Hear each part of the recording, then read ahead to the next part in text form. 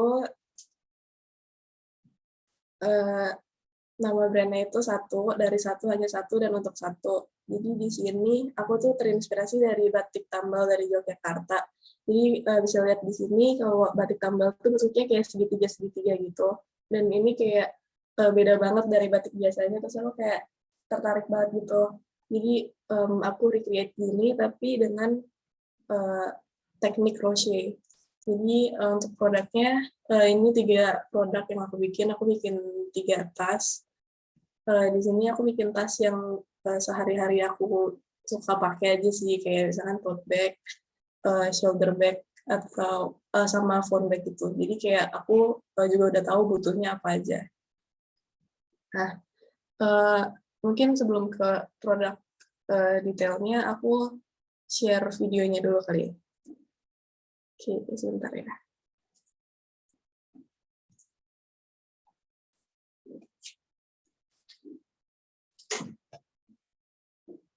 Ini untuk videonya.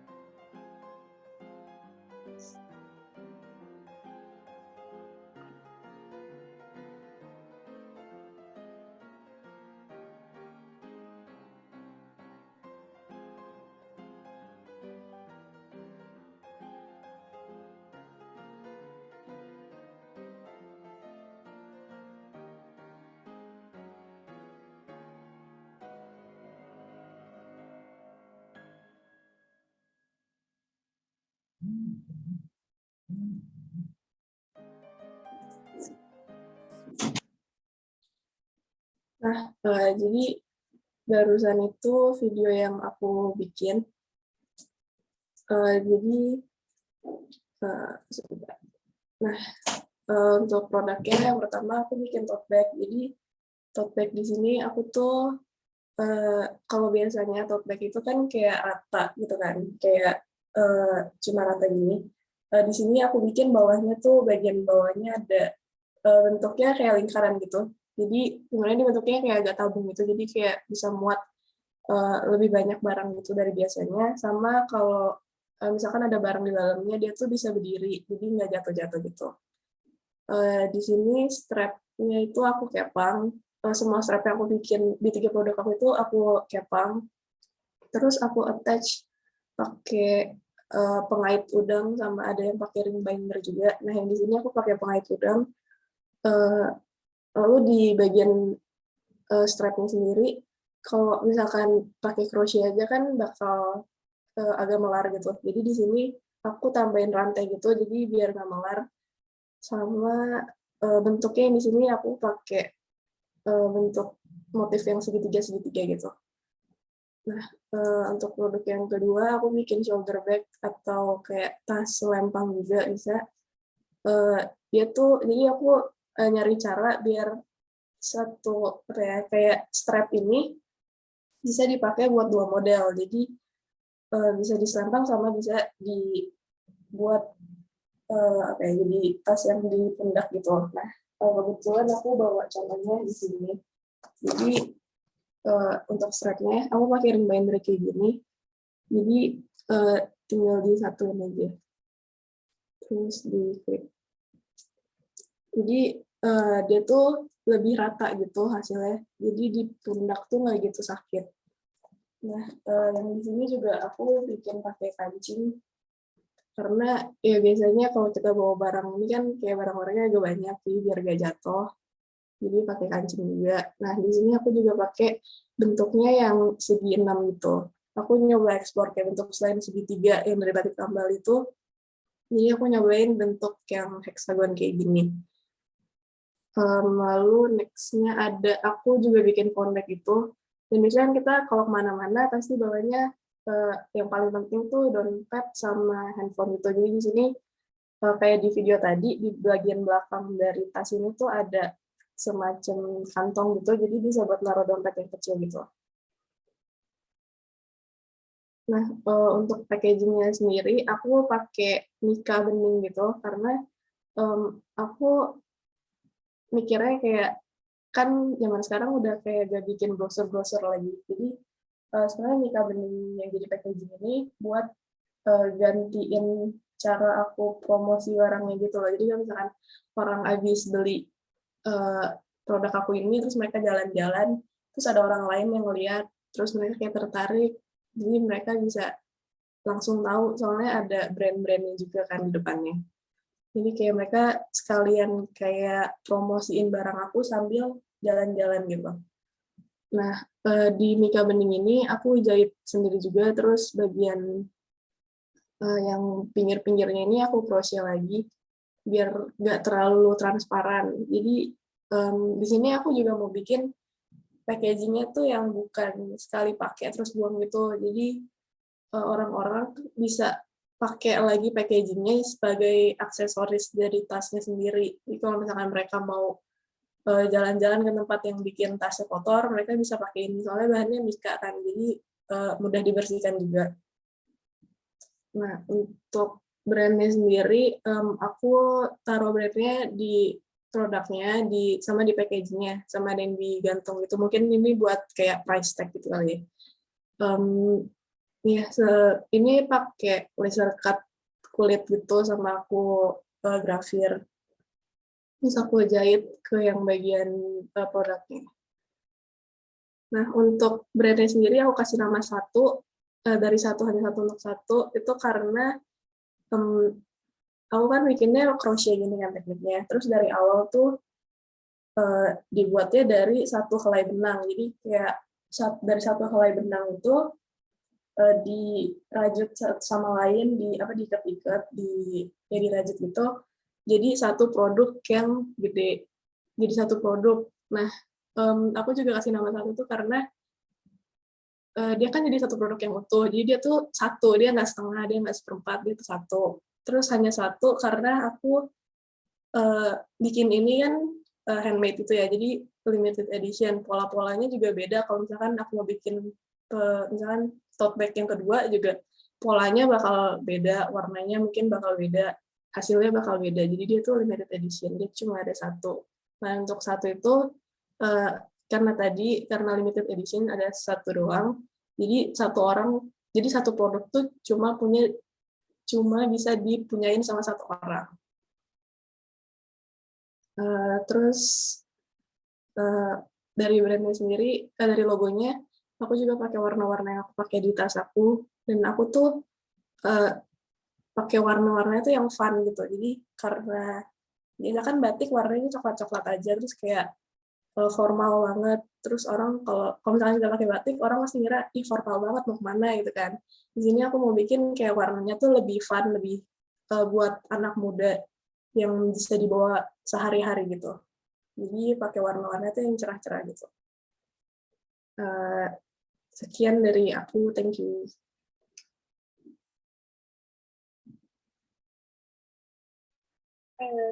Thank you buat presentasinya. Kita langsung lanjut ke video aja yuk. Izin share screen ya, Sir.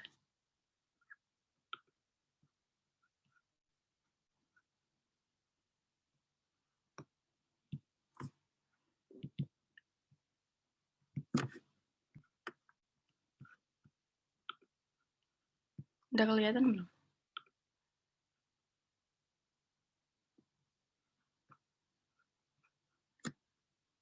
Nah, di sini saya akan memperlihatkan hasil UAS saya yang terbuat dari bahan akrilik. Untuk pertama, labelnya saya buat BB, yang berarti inisial nama saya sendiri. Untuk desain, di sini saya membuat lampu, cermin, dan gantungan dinding, atau bisa dijadiin tray juga. Cara yang digunakan, pertama batik megabendung, batik parang, batik sekar nyamplung, dan ini adalah produk lampu akrilik yang saya buat. Yang saya pakai di sini, di lampu ini adalah batik megabendung. Kalau tray ini batik batik parang, dan yang ini cermin saya pakainya batik sekar nyamplung. Ini bentukan label tik yang saya buat, dan ini packaging yang bisa dipakai untuk dibawa lebih aman gitu, karena saya menggunakan bahan akrilik. Dan ini brosurnya.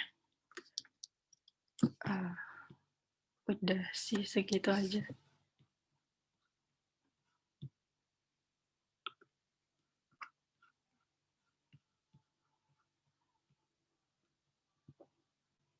Oke, thank you Baby buat presentasinya. Selanjutnya kita ada Kevin, silahkan mulai presentasinya. Oke, izin share screen ya.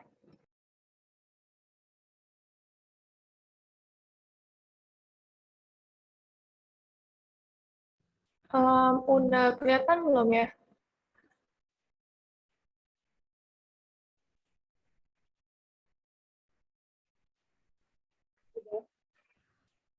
Oke, pagi semuanya, kenalin namaku Kathleen, dan pada kesempatan kali ini saya mau mempresentasikan tentang hasil UAS saya, di mana saya membuat serangkaian produk cermin yang terinspirasi dari budaya Indonesia seperti suku, flora, dan fauna khas Indonesia. Nah, sebelum masuk ke hasil akhir dari produknya, di sini saya mau menjelaskan sedikit latar belakang pemilihan produk. Nah, kenapa saya memilih untuk membuat produk cermin? Karena di sini saya terinspirasi dari film-film Disney, karena menurut saya film-film Disney itu kayak klasik terus kayak timeless gitu, dan tentunya sejak kecil kita juga terbiasa nontonnya film-film Disney. Nah, untuk itu di sini saya mengambil film Snow White dan Seven Dwarfs karena itu film pertamanya mereka. Dan di sini ada satu scene di mana ada sebuah produk cermin itu yang terkesan mewah, megah, dan elegan. Nah, tapi di sini saya mau melakukan pendekatan yang berbeda, di mana kalau di film tersebut, cerminnya ini dikenal sebagai cermin yang kayak nggak pernah bohong, terus kayak untuk menguji siapa yang paling cantik. Nah, tapi untuk cermin yang saya buat ini sebenarnya ingin mengajak penggunanya untuk tidak menilai dirinya sendiri sebatas dari apa yang terrefleksikan dari cerminnya, tetapi juga kayak ada hal-hal lain yang bisa direfleksikan seperti karakter, perilaku, dan lain sebagainya. Kemudian untuk brand dan logonya, di sini saya memilih nama Reflection. Kenapa? Karena seperti produknya sendiri, cermin itu juga menghasilkan reflection. Tetapi reflection ini sebenarnya memiliki makna yang lebih mendalam, di mana artinya itu juga kayak memikir sesuatu dengan lebih hati-hati dalam jangka waktu yang panjang.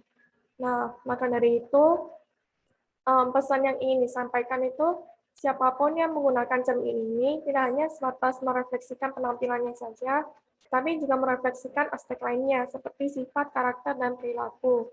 Selain itu, penampilan itu juga bukan sebatas penentu atau standar dari bagaimana orang melihat kalian, tetapi juga ada aspek lainnya yang membentuk jati diri atau who you really are. Selanjutnya akan masuk ke produknya.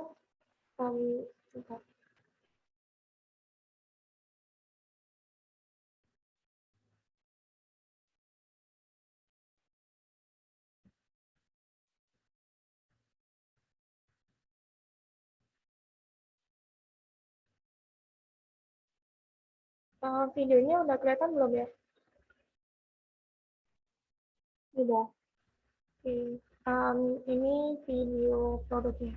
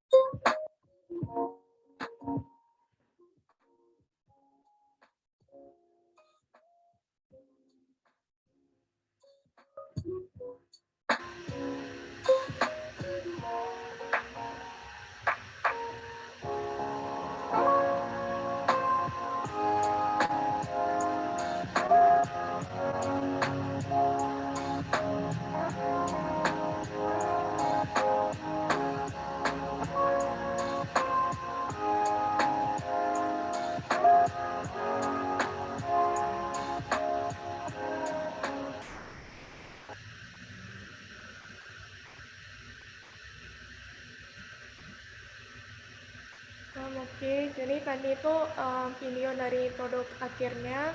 Jadi sekarang saya akan menjelaskan tentang masing-masing produk yang saya buat. Yang pertama, produk yang saya buat itu terinspirasi dari salah satu suku Indonesia, yaitu suku Dayak. Nah, di sini suku Dayak sebenarnya mengadopsi beberapa budaya. Yang pertama, yang saya ambil itu budaya mereka dalam menggunakan burung enggang. Nah, di sini mereka kayak mengadopsi burung enggang karena burung enggang di sini memiliki makna sebagai pemimpin, pelindung, dan perdamaian. Kemudian di sini saya juga mengambil motif mereka, yaitu motif pucung rebung, di mana motif ini terinspirasi dari tanaman bambu yang melambangkan pertumbuhan bagi suku Dayak. Dengan begitu, mereka bisa terus bertumbuh dan menjadi penerus suku Dayak berikutnya. Dan berikut adalah hasil akhirnya. Dan ini adalah brosurnya. Untuk brosurnya sendiri ada sedikit kayak penjelasan tentang brandnya, terus kayak ada quotes-nya juga, terus kayak ada deskripsi singkat sama terbuat dari bahan-bahan yang digunakan. Jadi untuk bahannya di sini saya menggunakan kawat tembaga dan manik-manik.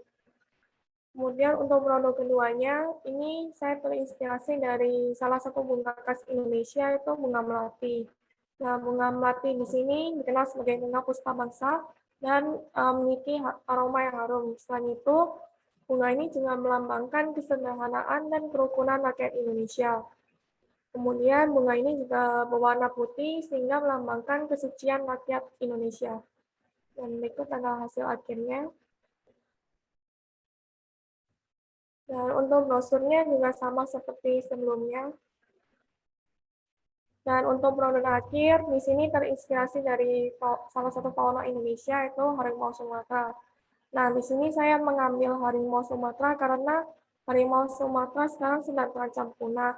Dan begitu saya ingin meningkatkan awareness kalau harimau Sumatera ini harus dijaga. Nah, maka dari itu di sini motifnya saya buat seperti kayak patah-patah gitu, kayak melambangkan kalau harimau Sumatera itu sebenarnya sedang kayak terancam gitu.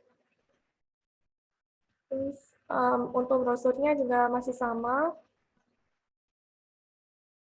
Dan untuk packagingnya di sini saya terinspirasi dari kayak exploded box gitu, yang saya kasih quotes juga. Ini sekian dari hasil akhir kelas kriya saya. Terima kasih.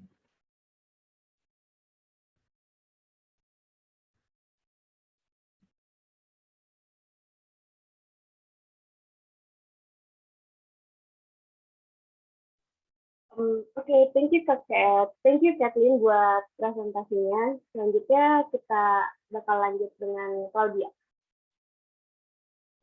Oke, aku izin share screen ya.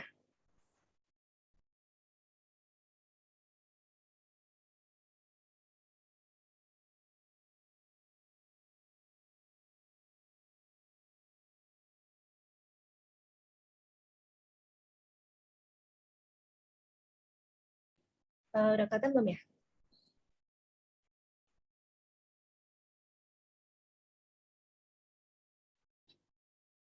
Halo? Udah kelihatan. Oke.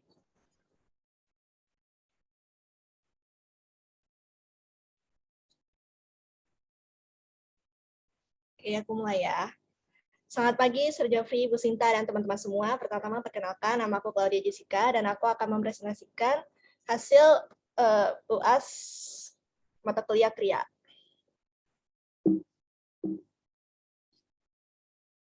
Jadi pertama-tama, aku bikin jewelry collection. Dan brand yang aku buat itu adalah Haat. Kenapa Haat? Karena dalam bahasa Sunda, Haat itu artinya baik hati dan budi. Yang sama dengan desain dan konsep yang aku buat, yaitu jewelry-nya mengambil kebudayaan dari Jawa Barat, menggunakan berbagai mat batik, misalnya Megamendung, Tasikmalaya, dan menggunakan shape curvy, yaitu akar tanaman dan pegunungan, siger Sunda, dan juga menggunakan mekanisme angklung. Color tone yang aku ambil adalah hutan dan alam, karena pada awalnya aku menggunakan latar belakang atau vibes dari cerita rakyat Lutung Kasarong dan Purbasari. Lutung Kasarong dan Purbasari itu berasal dari Sunda, makanya aku juga pakai bahasa Sunda sebagai nama brandku. Jadi dia akan mengambil color tone dari hutan dan vibes alam gitu. Nah, karena nama brandnya itu baik hati dan budi, jadi aku berharap produk ini dapat mendatangkan segala kebaikan kepada penggunanya. Terus yang unik dari jewelry aku adalah aku membuat jewelry yang bisa menghasilkan suara waktu dibunyikan atau waktu digerakkan dan menghasilkan bunyi natural seperti batu yang bertumbukan dari sedotan bambu. Ini adalah sedikit sneak peek dari semua final produkku. Nah, untuk produk yang pertama itu anting. Antingnya aku beri nama Manuk Iring karena aku mengambil inspirasi dari batik Tasikmalaya. Dan juga curve-nya itu aku pakai inspirasi dari curvy root, tanaman akar tanaman gitu, yang aku wire wrapping dengan batik Tasikmalaya. Terus di bawahnya aku beri sedotan bambu sebagai penghasil mekanisme bunyinya. Namanya manuk karena batik Tasikmalaya itu artinya adalah bulu burung. Makanya aku beri nama burung dalam bahasa Sunda, manuk. Next adalah pegunungan gelang. Jadi gelang ini aku terinspirasi dari bentuk pegunungan segitiga di Jawa Barat. Terus untuk dekorasinya, aku pakai wire wrapping juga. Aku bikin Tasikmalaya dengan batu-batu yang color tone-nya kayak coklat-coklat hutan gitu. Dan wire wrapping Megamendung yang dari gold wire gitu. Terus juga sama, hasil mekanisme bunyinya juga dari sedotan bambu. Terus namanya pegunungan karena dari bahasa Sunda pegunungan artinya ya pegunungan seperti bentuk shape dari gelang ini. Nah, terus yang ketiga itu kalung, beri nama alam karena kalungnya ini mengambil inspirasi bentuk dari kayak hutan-hutan gitu, curvy, root, tanaman yang tumbuh tidak beraturan gitu. Terus aku juga beri dekorasi batik Tasikmalaya besar sama kecil, terus ada batu gede gitu di tengahnya. Ini kira-kira penggunaannya. Nah, terus ini untuk video hasil akhir produk final.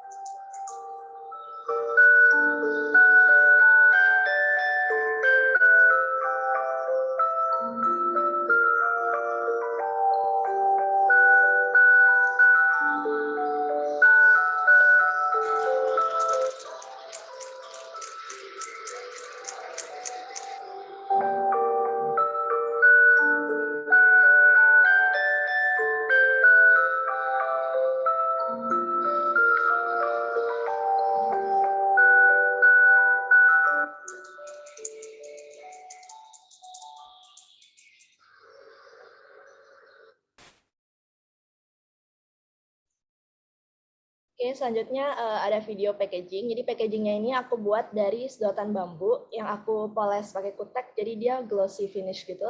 Terus di luarnya diberi kertas mika, biar kayak packagingnya kelihatan produknya dari luar gitu.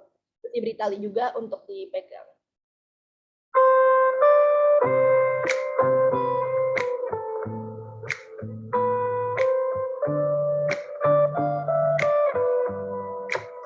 Can I call you baby? Can you be my friend? Can you be my lover up until the very end? Let me show you love. I know I pretend. Stick by my side even when the world is giving in.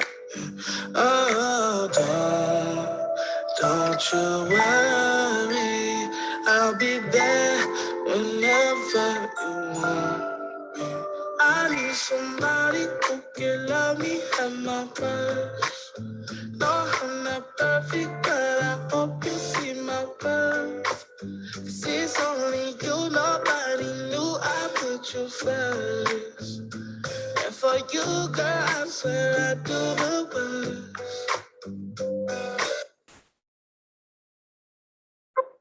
Kemudian ini katalog yang aku bikin. Aku pakai warna-warna yang lembut, soft gitu, biar produk aku kelihatan lebih cerah dan terang gitu. Terus ada covernya, hard. Sloganku Jewelry with Sound, karena emang ini jewelry-nya bisa menghasilkan suara gitu.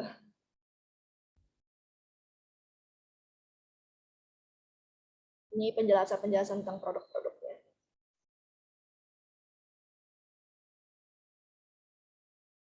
Terus ini video proses dari awal aku bikin sampai hasil akhirnya gitu.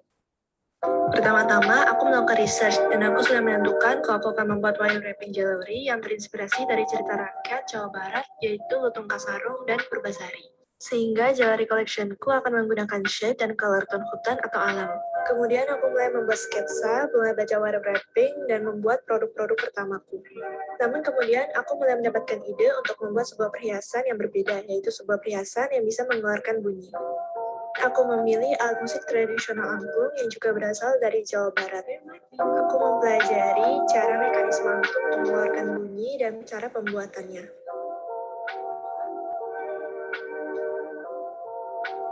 Kemudian aku membuat sketsa baru dan melakukan proses pencarian bunyi dari berbagai macam material.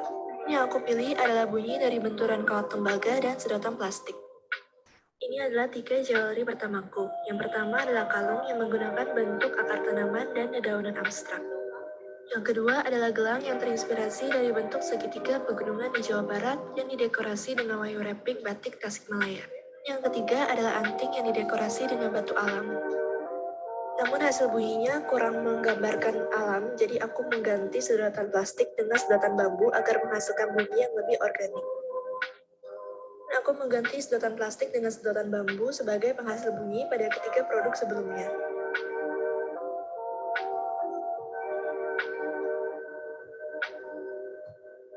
Aku juga mengubah bentuk dan dekorasi dari gelangnya.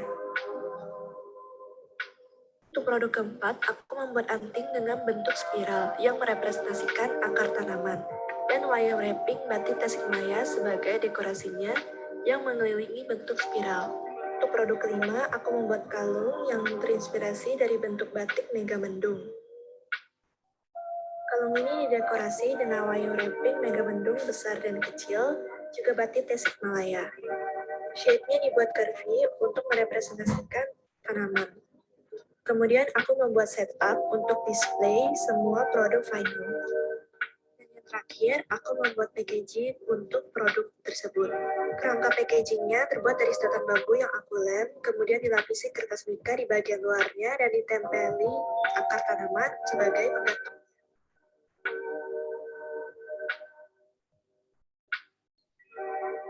Kemudian aku men-setup semua produk final yang aku pilih adalah anting spiral, gelang, dan kalung.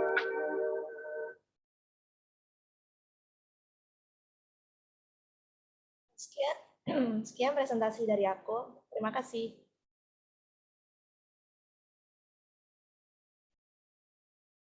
Thank you kalau dia buat presentasinya. Kita bisa lanjut ke Cynthia. Oke, halo semua, aku izin share screen ya.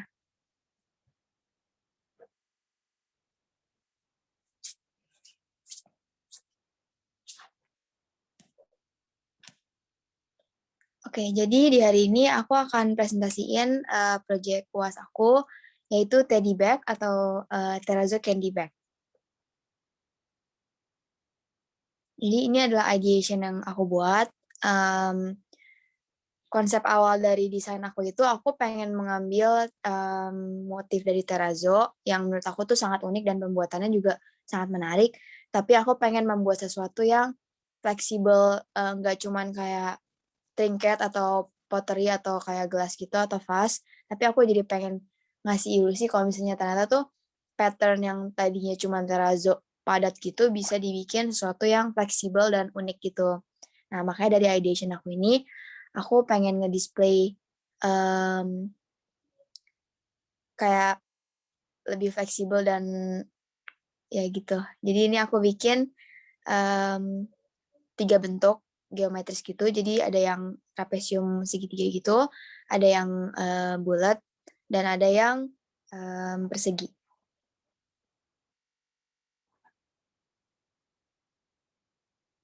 Ini logo dari desain aku. Aku bikin logo ini mikirnya tentang kayak candy gitu kan. Soalnya menurut aku produk aku ini tuh sangat merepresentasikan kayak warna-warna fun candy-candy gitu. Jadi aku pengen bikin logo yang juga se-fun dan se-colorful itu. Jadi aku ambil 3 warna buat logonya ini, terus di swirl kayak candy gitu.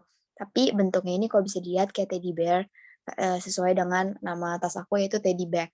Di bagian telinganya juga kalau bisa dilihat tuh ada stitches merahnya, biar nyambung juga sama tema tas aku dan tulisan di logonya yang warna merah.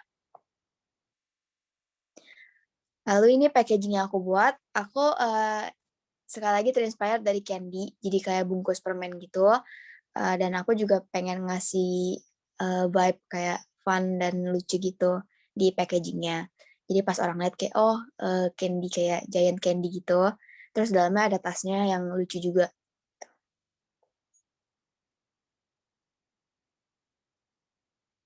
Nah, ini dia tas pertama aku. Bisa dilihat di sampingnya itu banyak bentuk kayak segitiga-segitiga yang dijahit barengan biar masih bisa kasih flexibility. Terus dalamnya aku kasih kain suede warna merah buat lining di dalamnya. Biar match sama stitchingnya gitu. Nah, ini buat produk yang kedua, aku buat bentuk persegi gitu. Di sampingnya juga tetap sama, ada stitchingnya di samping. Sama yang terakhir, yang personally kayak favorite aku gitu, aku suka yang bulat karena sampingnya lebih kayak flowy, nggak terlalu tajam-tajam, tapi masih kayak masih efek yang aku mau gitu. Sekarang aku bakal share video dari produk aku ya.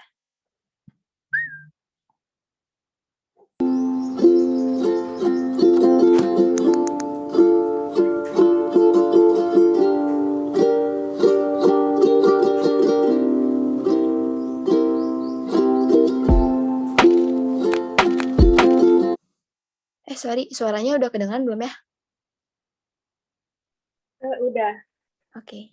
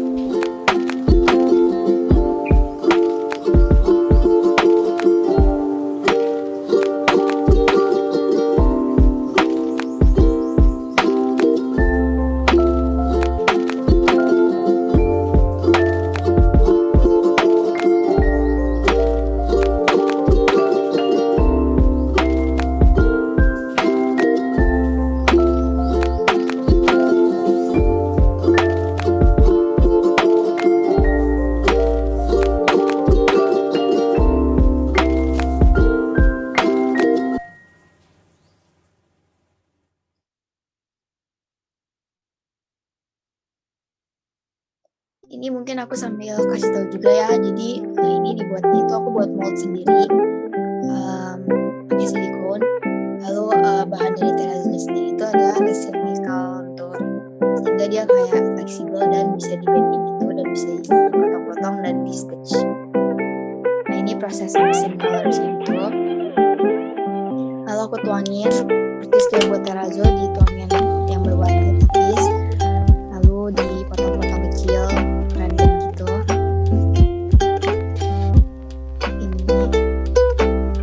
Lalu ini aku mix base-nya lagi warna agak putih susu, lalu aku tuang di mold. Ya, lalu langsung jadi kayak satu sheet terrazzo yang bisa dipakai.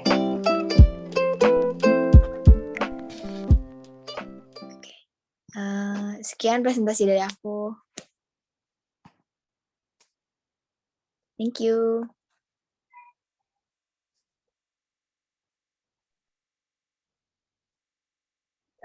Thank you Cynthia buat presentasinya. Selanjutnya bakal aku yang presentasi. Izin share screen, Mister.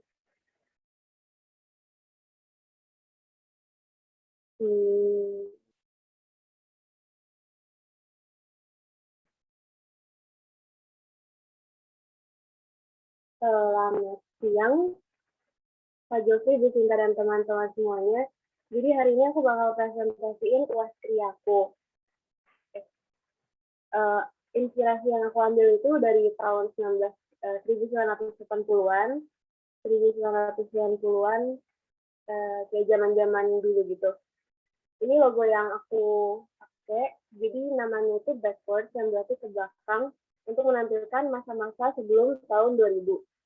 Di sini aku ngejelasin dulu arti logonya. Di bagian kuning ini, itu mengarah ke atas untuk menunjukkan harapan akan masa depan yang lebih baik.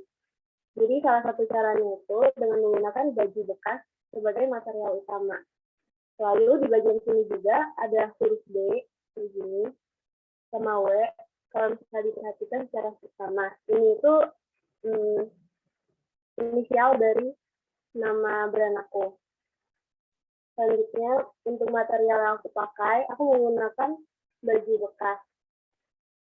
Terus ini adalah color paletku, dan selanjutnya akan masuk ke step ide. Di sini barang pertama yang aku buat adalah topi, dan ini adalah sketsa yang aku buat. Sementara ini adalah hasil akhirnya. Aku menggunakan metode menganyam untuk mendapatkan hasil seperti ini, dan setelah selesai dianyam, aku jahit jadi topi. Sementara ini adalah packagingnya. Di atas ini kan ada kayak gitu kan, itu bisa dicopot. Terus di belakangnya itu ada pencil card sama 3D. Terus ini bagian ininya juga bisa diputar-putar dan dimainin, jadi bisa gini atau seperti gini.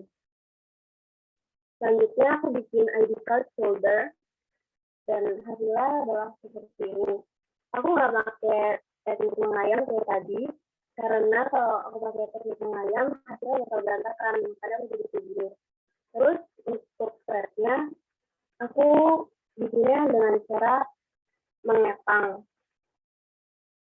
Ini packagingnya. Ini kaset zaman dulu gitu buat di packagingnya. Oh iya, untuk packaging ini aku bikinnya kayak benda-benda di zaman lalu yang mungkin bisa membuat kita bernostalgia sedikit. Terus ini adalah tas yang aku bikin, ada 2 sketsa, tetapi aku pilih yang ini doang. Ini hasilnya. Aku juga menggunakan teknik mengayam sama seperti di topi yang tadi. Sementara ini adalah jadul gitu yang masih gede banget.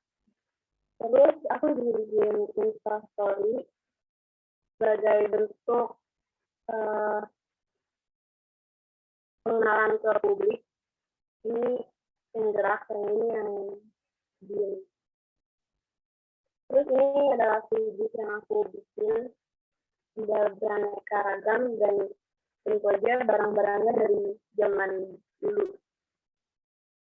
Ini lebih dekatnya lagi yang udah dicetak.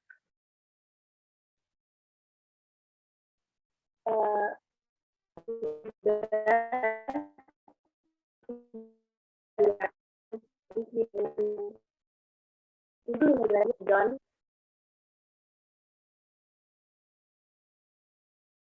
Oke, sebentar ya. Izin share screen.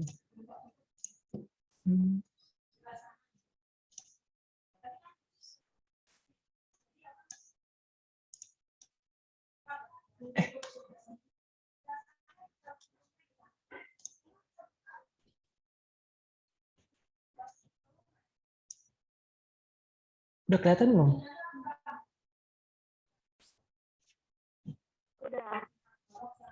Udah. Oke, kali ini aku akan bahas Waskria aku. Jadi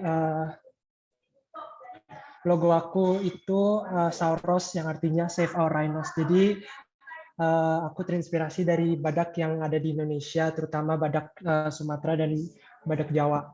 Terus kayak aku pengen kasih tahu ke orang-orang juga kalau di badak di Indonesia itu udah sisa dikit, udah mau terancam punah gitu. Kayak di Jawa udah 40 sampai 50 ekor, terus Sumatera udah 80. Terus kayak mereka itu biasa dibunuh untuk kayak culanya diambil buat kebutuhan medis gitu, kayak buat obat-obatan, terus kayak kulitnya gitu buat dijual.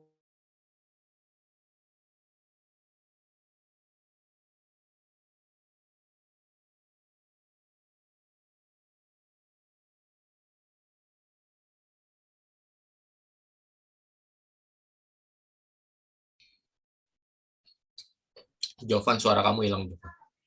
Oh iya, iya Sir, aku pakai kuota gitu Sir, jadi nge-lag ya. Tadi sampai mana Sir? Gimana ya tadi? Jadi kayak penyebab badak terancam punah itu karena habitatnya itu di ini orang-orang tuh kayak mulai penebangan liar gitu. Jadi badak jadi nggak punya habitatnya, jadi dia stres gitu. Terus kayak pemotongan cula juga yang membuat dia itu jadi pendarahan tanpa, jadi dia nggak pakai first aid dulu. Jadi terus aku buat drawers ini karena kan biasa orang ambil cula itu buat pajangan gitu. Jadi kayak aku pengen buat laci gitu. Terus tujuan pembuatan produknya itu kayak lebih mau kasih tahu aja sih tentang rhinos di Indonesia. Terus ini adalah produk pertama aku yang namanya Rockus Drawers yang terinspirasi dari badak Jawa. Badak Jawa itu kan culanya panjang, jadi kayak aku buat bagian luarnya itu kayak bentuk cula gitu. Terus aku juga menggunakan sistem magnet dengan cara ditarik gitu, dengan tujuan kayak badak itu kan udah mau terancam punah, terus kayak orang biasa ngebunuh badak demi menguliti kulitnya gitu. Jadi kayak aku terinspirasi kayak lagi tarik kulit gitu. Terus kayak ada 6 papan gitu di depan, itu terinspirasi dari yang badak di sekarang cuma ada 6 spesies gitu. Terus satu spesies udah mau punah dan baru-baru ini punah gitu di tahun 2021, namanya badak putih utara. Terus kayak saya juga pakai kain merah gitu di bagian belakang, jadi kayak pas ditarik itu ada warna merah gitu, kayak mau kasih tahu bahwa udah bahaya gitu. Terus bagian dalam warna putih seakan-akan kayak badaknya itu sebenarnya nggak ngapa-ngapain tapi malah dibunuh-bunuhin. Terus ini kayak video pembuatan aku.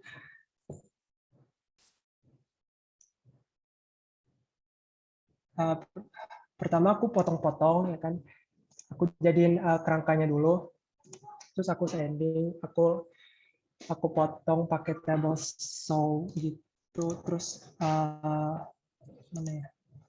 Nah, terus aku pakai kayu mahoni buat jadiin bagian depannya.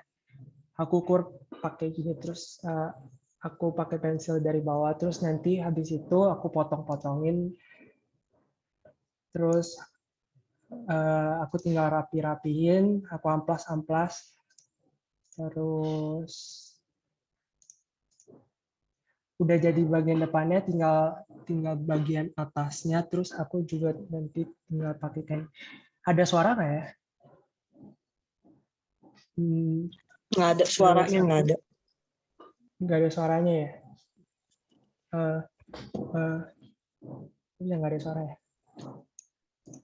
Videonya kan maksudnya ya, videonya nggak ada suara.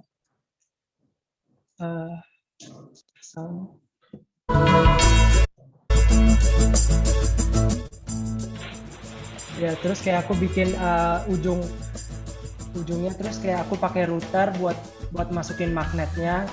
Aku taruh magnetnya, terus aku pakai lem Korea biar dia nggak copot. Terus aku tutup aku dempul dulu biar rata, terus aku selapin bagian luarnya buat taruh di kain gitu, terus aku garisin di kain, terus baru aku potong kainnya, aku tempel. Terus di bagian kerangkanya aku juga taruh magnet, aku pakai potong pakai kayak gitu. Terus aku pakai stiker gitu, pakai stiker di bagian luar.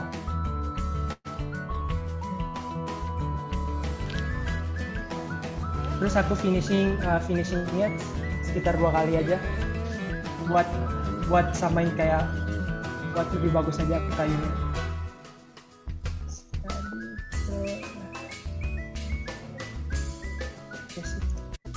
Aku tinggal pakai yang selnya aja buat bisa diputar. Terus ini final produknya.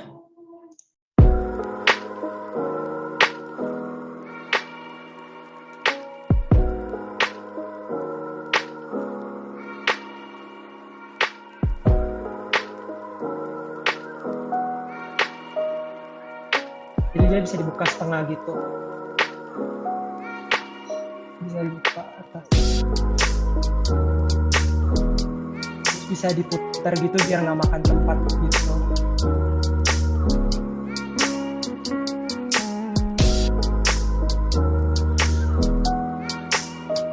Terus aku rencananya ini buat laci kayak P3K gitu. Jadi kayak buat tempat obat-obat gitu.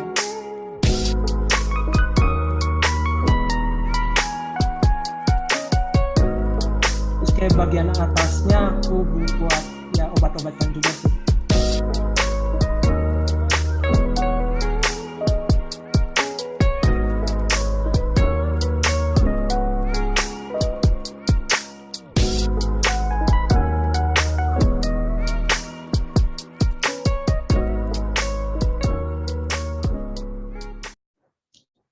Terus produk kedua aku buat laci.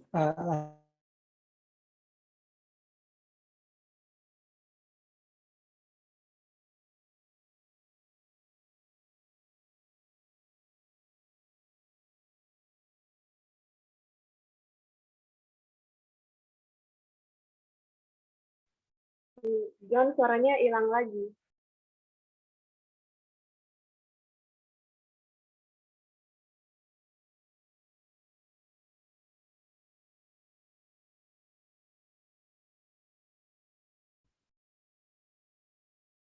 Halo John, suara kamu hilang John.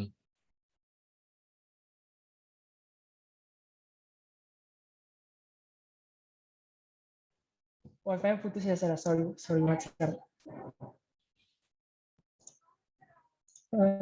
Mana. Oke, aku ulang ya. Aku jadi menggunakan motif cula badak gitu, terus diberi rongga-rongga, terus kayak warna merah di dalamnya. Kayak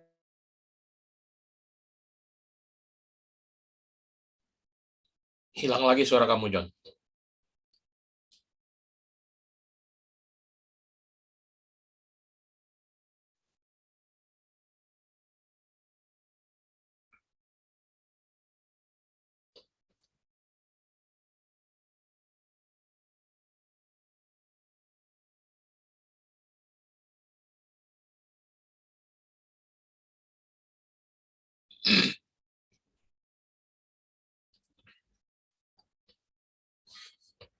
Halo John.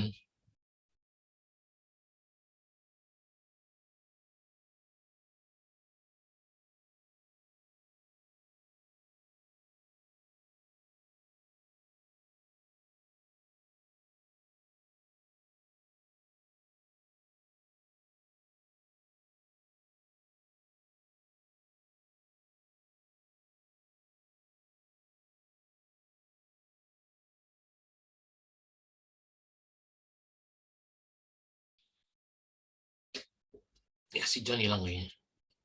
Setelah John siapa? Vel. Nah, Halo. Nah, nongol lagi tuh. Aduh, sorry banget, Sir.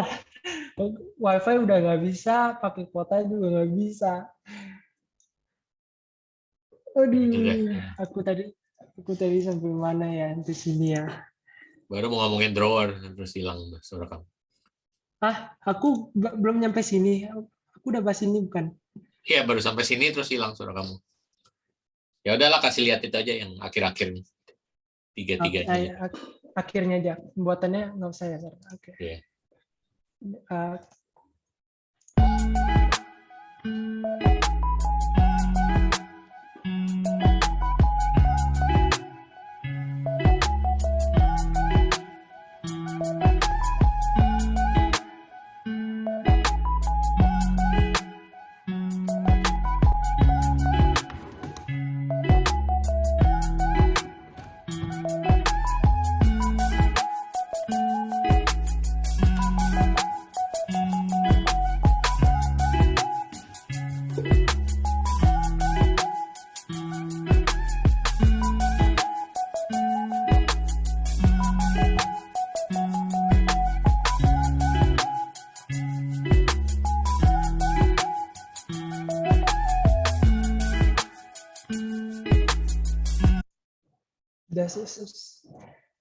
Udah sih, terus lanjut brosurnya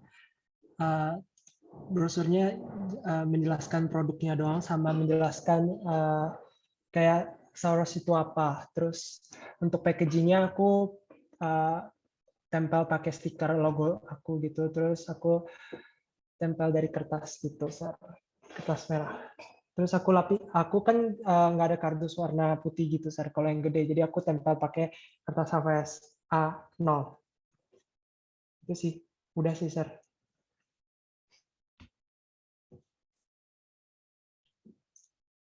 Mungkin itu aja sih, Sir. Oke. Thank you, John. Thank you. Boleh lanjut ke Nela. Oke, aku share screen ya. Bentar.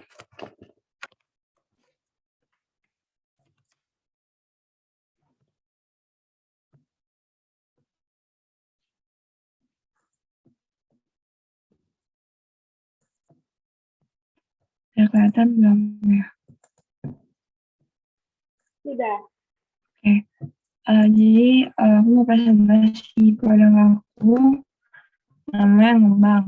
Nah, ngembangnya ini, jadi aku berpikir bahwa ngembang itu berasal dari bahasa Jawa kan, bunga. Nah, jadi aku mengangkat bunga Indonesia yang tentunya buat edukasi ini, mengenalkan 3 bunga nasional Indonesia. Nah, dari ngembangnya sendiri itu kan tadi yang aku udah bilang, itu dari bahasa Jawa. Jadi dia punya 2 arti kalau menurut aku, kembang atau bunga dan juga berkembang. Nah, jadi harapannya brand perhiasannya ini ditujukan untuk bisa mengedukasi tentang bunga dan juga produknya sendiri bisa berkembang biar bisa dikenal sama orang. Nah, jadi konsep tradisional yang bunganya ini aku kemas dengan konsep modern. Terus 3 bunga yang aku angkat adalah bunga melati, anggrek bulan, dan juga padma raksasa atau yang bisa kita kenal sama Rafflesia arnoldi. Nah, desain prosesnya itu pertama-tama aku dari eksplorasi kawat dan resin. Jadi aku coba-coba bentuk kawatnya dari kawat 1 mili sama 2 mili diameternya. Terus juga aku coba pakai resin UV yang aku kasih pewarna dari tinta alkohol. Nah, kawatnya itu ada yang aku lilit, ada yang aku kayak crochet, terus ada yang aku bead gitu.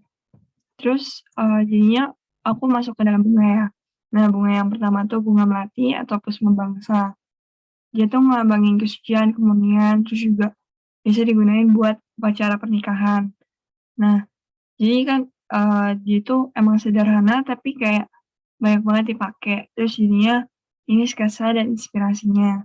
Nah, jadi aku ambil dari yang inspirasi yang banyak dipakai di upacara pernikahan. Jadi bentuknya tuh kayak ronce-roncenya itu aku pakai buat di antingnya.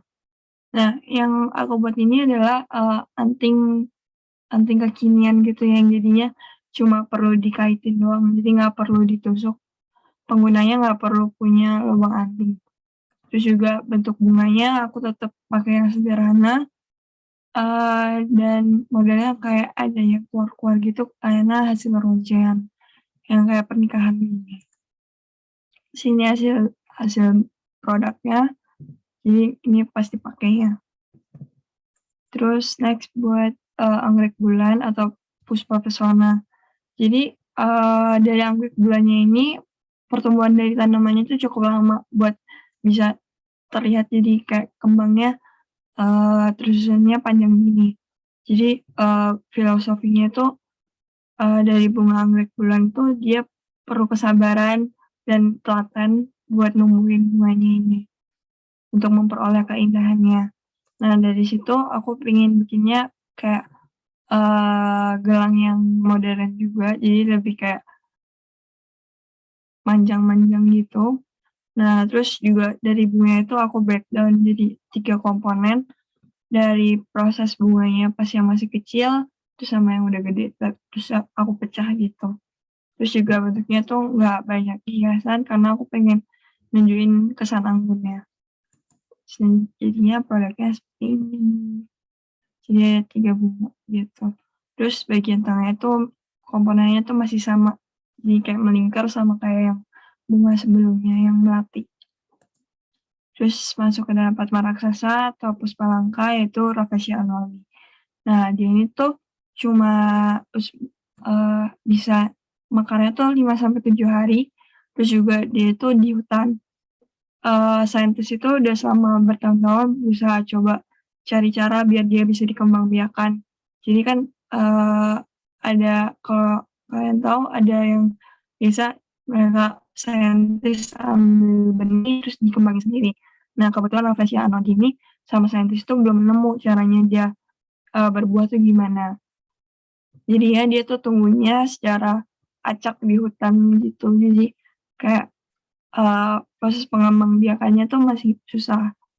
Nah dari situ aku akhirnya ambilnya dari bentuknya itu. Jadi aku artiin lagi dari bunganya, nggak ambil secara literal kayak yang bunga sebelumnya. Di sini aku ambil kayak bentuknya yang kayak lingkaran, terus di dalamnya ada lingkaran buat nunjukin bagian dalamnya. Terus ada 3 segitiga gini buat nunjukin kelopaknya. Terus bagian gelangnya itu nanti ada kayak dipelintir-pelintir itu buat ngambangin hutan yang kayak berantakan gitu. Terus aku ambil motifnya dari bunganya buat jadi center of attention. Sehingga produknya hasilnya begini. Terus masuk ke dalam packaging. Ini jadi brosurnya gitu. Nanti ada about us sama our vision buat ngejelasin tentang mereknya sendiri sama nanti step pembelian bakal packagingnya kayak gini. Ini ada stikernya, terus nanti dapat kartu about products setiap per bunganya, terus ada jewelry care sama thank you card-nya. Sudah, sekian presentasi dari aku. Terima kasih.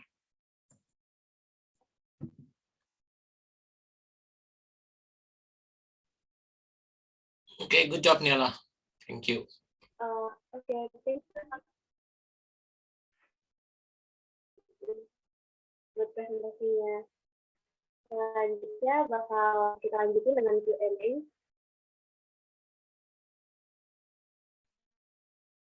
Mungkin ada yang mau tanya atau boleh langsung respon aja.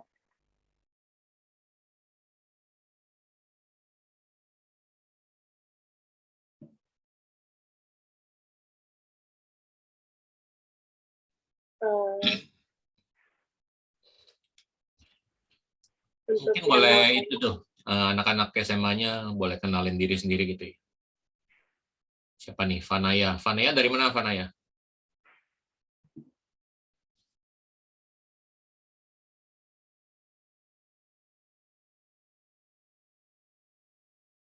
Siapa lagi nih, Vel?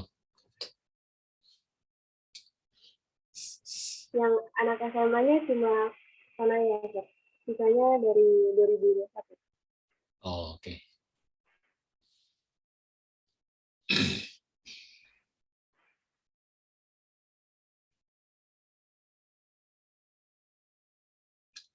Jadi untuk anak-anak yang SMA dan anak-anak 2001, kalau Kria itu biasanya kita ada beberapa tugas ya yang kita mau kamu kayak trigger gitu, untuk trigger tekniknya gitu. Jadi biasanya pasti ada kulit, soalnya kulit itu salah satu yang besar di Indonesia ya, Kria kulit. Terus juga teknik-teknik yang diajarkan di kulit itu banyak yang kalau kamunya udah bagus gitu, itu langsung ready untuk dijual. Jadi kita biasanya masukin itu. Ya waktu krianya baru awal-awal dulu, waktu saya baru mulai ngajar kria sih nggak ada. Biasanya langsung aja. Kalian langsung milih-milih material, research material, terus langsung mulai ngolah materialnya itu gitu. Ya, terus waktu saya masuk mulai, soalnya dulu pun waktu saya mau belajar kulit tuh agak susah gitu, kayaknya cari-cari orang yang jagonya dan yang mau ngajar waktu itu masih susah. Sekarang sih udah lebih mudah gitu ya. Mungkin cari toolsnya masih agak susah. Tokopedia tetap susah untuk nyari tools kulit yang murah meriah untuk beginner gitu ya. Rata-rata langsung beli komplit gitu 1 jutaan. Jadi ya itu agak challenge-nya di sana. Tapi ya sedikitnya udah ada itunya lah gitu. Jadi kalian udah ada exposure ke sana. Terus biasanya sih ya itu gimana kalian ngulik materialnya, terus value-value yang lebih saya appreciate biasanya ya kalau materialnya lebih unusual atau teknik yang kamu kerjakan itu lebih inovatif ya, lebih bisa kamu push ya. Jadi kayak dulu saya sempat kerja sama yang craftsman bambu, master bambu dari Beppu di Jepang ya. Waktu itu sempat ke Jepang juga, jadi kayak kerjasama, aku bikin keramiknya, terus dia kasih komponen-komponen dari bambunya gitu. Nah, kalau di Jepang itu bedanya sama Indonesia, kenapa di Jepang biasanya banyak sekali craftsmanship yang luar biasa gitu, kita ngelihatnya wah, kayak keren banget gitu. Gara-gara mereka biasanya choose-nya as kayak kehidupan mereka gitu. Their craft is their life. Kalau di Indonesia masih biasanya pasti untuk demi ekonomi, demi uang. Misalnya tukang-tukangnya yang jago-jago juga kerja untuk dapetin profit gitu, dapetin money. Jadi kerjaan craftsmanship-nya itu tetap secondary gitu. Kalau di Jepang, they are willing to sacrifice their life to disimplify, spend uangnya dikit banget, tapi demi craftsman-nya mereka gitu, crafts-nya. Ya, makanya kalau kamu bandingkan craftsmanship Indonesia dan Jepang atau negara-negara lain, ya Jepang biasanya salah satu yang paling unggul, paling luar biasa lah. Kamu ngelihatnya kayak gila, ini orang ya hebat banget atau dedicated banget atau apa banget. Nah, itu sih kira-kira gitu ya. Ada beberapa dari kalian udah mulai ke arah sana, jadi that's good ya. Tapi tetap juga sih, maksudnya jangan terlalu juga kekunci bahwa itu kan tetap material doang gitu ya. Walaupun kita ya desain produk ngajarinnya itu gitu, maksudnya untuk kamu mengembangkan dari material yang biasa jadi sesuatu yang bervalue, berluar biasa ya. Value-nya bisa kamu increase dari craftsmanship kamu, bisa kamu increase dari desain kamu, bisa kamu increase dari konsep kamu, bisa dinaikkan juga dari naratifnya yang kamu create gitu. Jadi all that itu tools untuk bikin tambah value-nya sih, meningkatkan value. Ya sering-sering lihat sih, sering-sering coba, sering-sering lihat. Jadi nanti kalau yang kalian yang nerusin ke keramik atau jewelry making, ya itu juga sih. Itu lagi di hone down lagi skill kamu, gimana ngulik materialnya atau ngulik tekniknya sampai jadi kamu punya. Jadi sesuatu yang benar-benar kamu doang yang lakukan, atau dari desainnya kamu bikin sampai itu unik kamu punya. Ya, itu yang add value-nya. Ya, kita sebenarnya desain produk itu agak kayak alkemis. Kalau zaman-zaman dulu tuh banyak-banyak saintis coba gimana nyampur-nyampur metal sampai jadi emas. Ya. untuk add value. Kita sebenarnya sebagai desainer produk ya itu, kita kerjanya gitu. Gimana dari kayu doang, digimik-gimikin sampai harganya bisa kayak 10 kali lipat, 20 kali lipat, 30 kali lipat. Gara-gara kita masukin craftsmanship kita, ide kita, konsep kita, ability kita gitu ya, craftsmanship kita. Ya itu sih, how to add value ya. Yang lebih berarti lagi kalau itu bermanfaat buat manusia, bermanfaat buat masyarakat ya. Terus juga sensitif dengan lingkungan, nggak ngerusak lingkungan dengan bahan-bahan yang kamu pakai. Karena arah sana sih semuanya kalau untuk add value. Ya, kedepannya mesti ke sana semua. Kadang-kadang ya itu, by good design, gimana mengurangkan material yang kamu pakai. Itu juga penting kadang-kadang gitu ya. Atau gimana daur ulang, atau gimana pakai yang recyclable, gimana pakai barang-barang yang ramah lingkungan. All that add value sih. Jadi dari yang something simple, kayak misalnya dari tugas kriya kamu ini, bisa aja sih kamu kembangkan sampai nanti tugas akhirnya kamu pilihnya itu. Bisa. Ya, ada posibilitas begitu. Oke. Dari silakan siapa yang mau bertanya?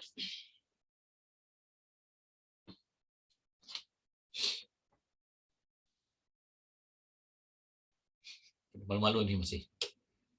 Kalau nggak ada ya udah file next saja. Mau apa, foto bersama?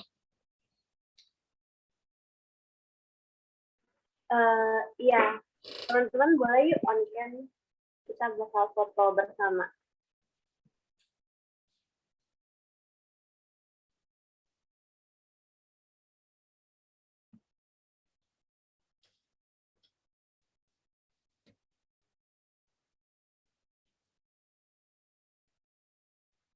Udah nggak ada yang mau on cam lagi?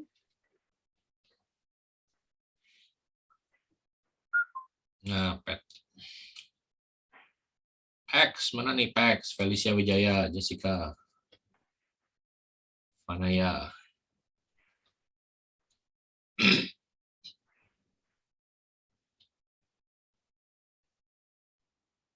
Oke, you guys yang lain yang belum on cam mungkin kalau bisa.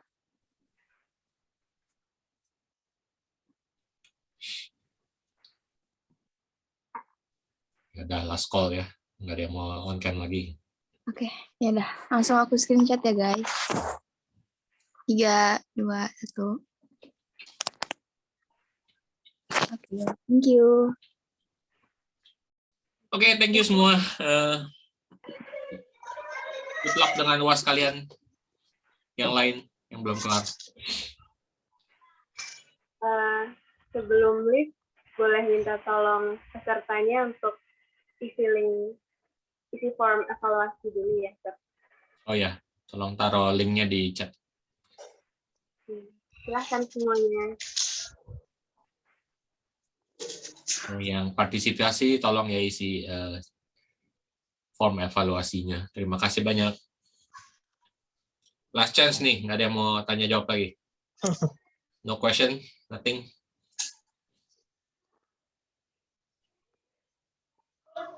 Oke. Kalau nggak ada oke.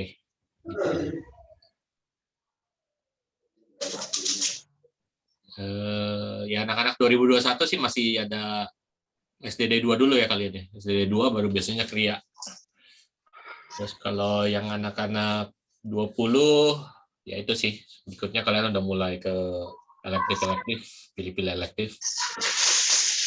Tapi cara cari elektif itu mestinya sesuatu yang kamu passionate ya. Paling bener ya begitu. Soalnya buat aku itu elektif itu salah satu yang paling penting di DP. Itu yang biasanya dosen-dosen ngajarnya itu yang benar-benar expert di bidang itu. Jadi sayang kalau cuma digunakan kurang maksimal. Kayak di otomotif ya itu Vario, Paruben itu emang passionate mereka di sana, passion mereka. Kalau aku ya kriya, emang passion aku di situ. Ya, udah 21 tahunan aku kerjain kriya, pottery. Terus juri, Ci Olive itu udah lulusan dari England ya. Ya itu sih. Yang hebat-hebat biasanya ya kamu yang studi sendiri, belajar sendiri, pakai waktu 16 minggu itu bahwa kamu masih ada akses ke somebody who's an expert in that field, bisa ditanyakan. Jadi kalau kamu bisa go beyond the tugas-tugas, pasti jauh lebih maksimal dapetnya. Dulu aku ngambil keramik di sekolah aku dulu, setiap tugas dikasih misalnya kayak pinch pot atau coiling, biasanya aku bikin 3 atau 4. Padahal yang diminta cuma 1. Tapi ya itu, bahwa the more you do it, the more you master it. Terus lebih banyak kamu fail-nya, ya lebih banyak kamu belajar biasanya. Ya, kalau kamu cuma 1, 2 ya barely lewat lah. Jadi cuma kayak introduction aja, kayak kamu ngerti, oh ada cara pinching, oh cara ini. Tapi kalau untuk mastery-nya ya mesti terus-terusan gede. Ya, mesti ada passion-nya. Oke, itu aja sih dari aku. Kak Sinta ada tambahan? Enggak sih Pak, terima kasih udah